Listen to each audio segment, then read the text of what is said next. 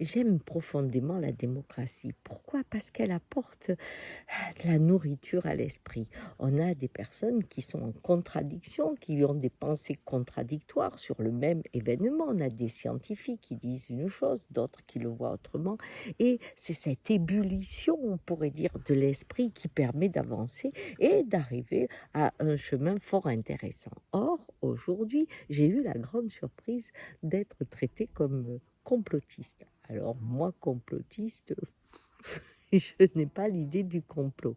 Mais en fait, il suffit de se poser des questions sur l'incohérence de la situation depuis son origine, sur cette façon de la traiter d'une manière politique et peu scientifique, sur cette façon aussi d'autoriser une communication partiale. C'est-à-dire, on n'a jamais un débat comme on devrait avoir à la télé, puisque nous en avons les moyens, avec des scientifiques qui sont de visions différentes afin de comprendre pourquoi on a choisi celle-là et pas celle-là.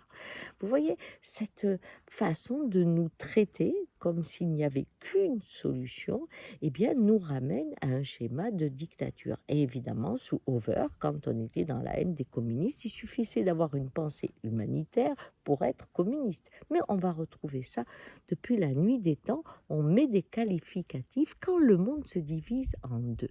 Oui, non, pour, contre.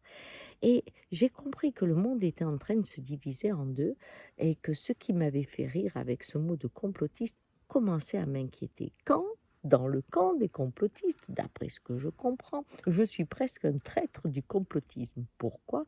Parce que il y a des lois sur lesquelles j'adhère aujourd'hui et il y en a d'autres sur lesquelles je me pose les questions dont je vous parle facilement à travers mes vidéos. Mais je ne vais pas dire non à tout. Je suis un esprit libre et je ne vais pas mettre du complot qui ferait quelque chose de macabre dans la situation dans laquelle on est. Je ne vais pas mettre du complot partout. J'en mets là où mon intelligence se pose des questions et n'arrive pas à adhérer aux réponses qui sont fournies ou à l'action qui est proposée. Vous voyez? Et là, c'est un signe. Oui, c'est le signe que ou tu es pour ou tu es contre, ou c'est oui ou c'est non. Et chaque fois qu'on est dans un système binaire, on rentre dans les plus grandes violences. Et là, je vous conseille d'être extrêmement vigilant. Quand quelqu'un a des convictions, il ne souhaite qu'une chose, c'est que ces convictions soient partagées par le plus grand nombre. Et la conviction n'est jamais remise en cause. Et on cherche à l'étayer dans tous les domaines. Or, l'esprit libre est ouvert. Il n'a pas de préjugés.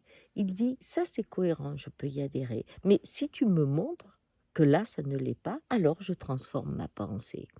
Alors, mon conseil du jour, restez un esprit libre. Car aujourd'hui, il faut être vigilant. Il n'y a pas deux camps. Il y a la vie qui s'exprime. Ou c'est cohérent, ou ça ne l'est pas. Au revoir.